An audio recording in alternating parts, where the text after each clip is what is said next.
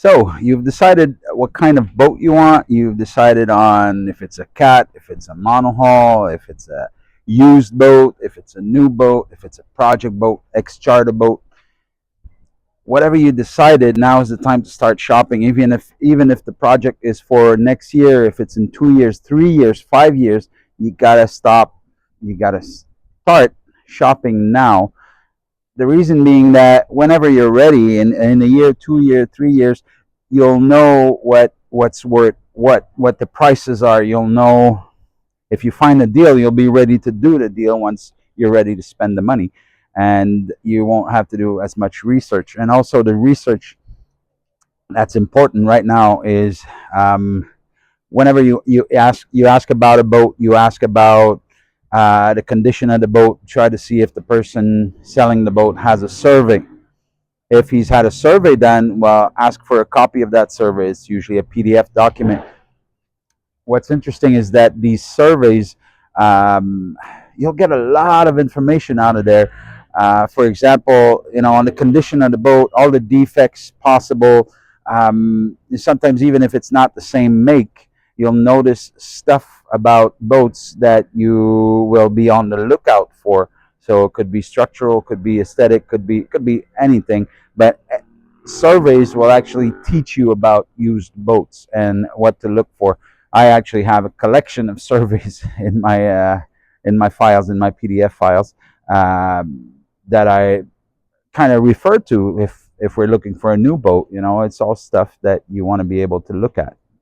So you found the boat. You've put a deposit, made an offer on the boat. You signed an agreement, and now it's time for survey. A survey is a very important part of buying the boat. It's going to determine if you walk away or if you buy the boat. Usually, personally, never had a survey done when we were buying a boat.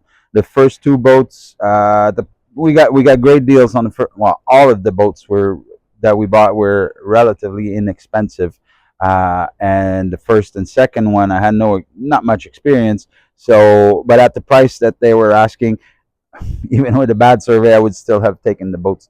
So for me, there was no need for a survey.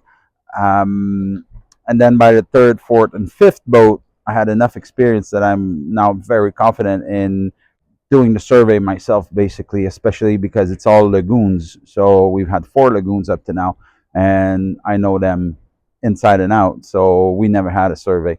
We had surveys done for insurance purposes, and to be honest, I had zero confidence in surveyors from the experience that I had. We've had surveys done in the Caribbean, let's put it that way. Uh, incredibly superficial, I would say.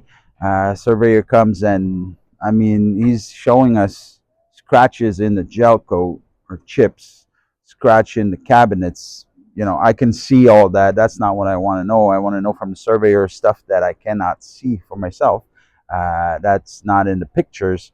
Um, and surveyors, from my experience in the past, it was really not.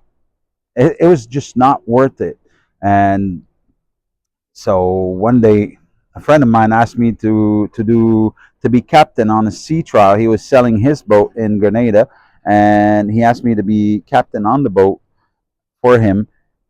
And I figured, he was offering me X amount of money for the day. The buyer was actually paying, and the money was very decent considering. I figured, okay, I'll be there at 8 o'clock in the morning. By noon, I'm back on my boat. So, 4 hours, whatever. That's what a survey takes from my experience. So I got on the boat 8 o'clock in the morning, got back to our boat 5 o'clock the next day, because this guy was actually super good. He actually had all the instruments to check humidity. He didn't only check the hull, but he checked for delamination everywhere on the deck. He checked everything. I've never seen such a thorough survey done. So I was very impressed. I got my fate back into surveyors from him, and also from our friends in Martinique. We know very good surveyors in Martinique. This guy not only surveyed the boat, he actually showed me what to inspect on the boat, what to look for structurally on the lagoons. He's a lagoon specialist. He does any boat, but he knows them. He knows these boats very well, all the defects that they have. So I learned a lot from him. He showed me how to inspect the rigging, and became we became very, very good friends. So yeah, there is extremely good surveyors, but there's also extremely bad ones in my book. So if you want references, send me a message. I can tell you of two good ones in the Caribbean. Anyways, um, I had other surveyors, like I said. I mean, they won't even remove a panel if there's screws. Well, we're not touching it. It's got to be accessible. We got to see it visually in order to be able to inspect it. So, which brings me to what you're supposed to do on a survey.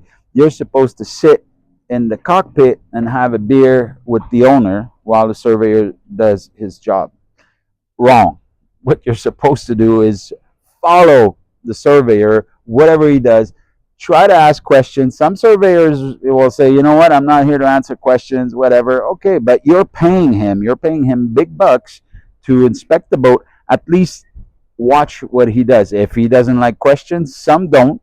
And then if he doesn't like questions, at least follow him around and look at what he's looking at, and see what he's knocking on. And also for me, the one thing that's very important: bring a screwdriver, an electric drill with bits. You need Phillips, you need flat, and you need Torx.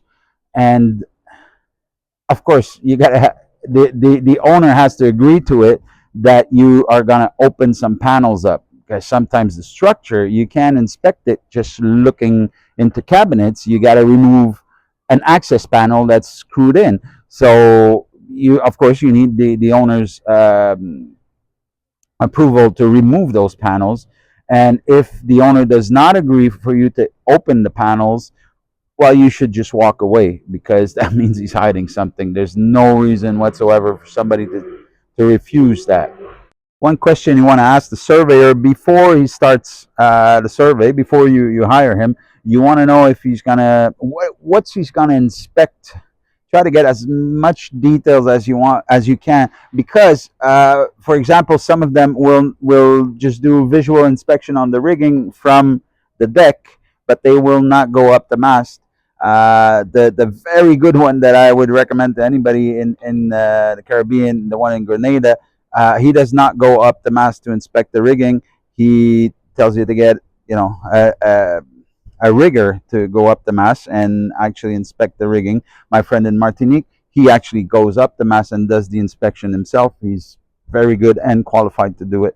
So the only thing is that if he doesn't do it, you have to know that you will have to pay more to get an actual rigger to come out and inspect the rigging on the boat. Also, engine, they don't.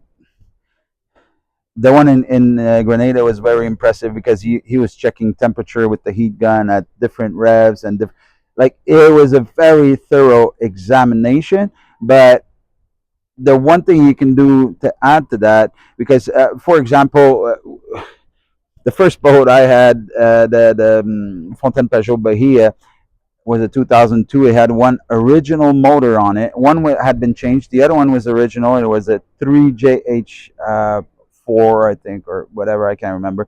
The point is that it had 15,000 hours. A lot of people say, okay, Yanmar engines, 3 cylinders, whatever. After 5,000, 6,000, 7,000 hours, you got to change them. If they're not maintained, yeah, it might be dead. But like I said, my engine had 15,000 hours. It was blowing a little bit of black smoke. You could see it on the hull. It would stain the hull a little bit, but we had plenty of power, and it was very reliable. So it's you don't the hours won't tell you how much maintenance there's been done on the engine. You gotta, maybe a good idea is to take an oil sample and send it out. It's not very expensive. You take the oil sample, you send it out to a firm, and they check for any residue, metal shavings and whatnot in the oil. They can tell a lot by analyzing the oil. Yeah, that's one option. So that wraps it up for today for surveys, basically. Don't subscribe.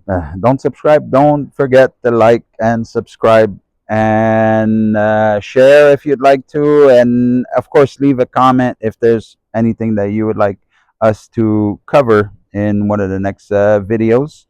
And have a great day. In in in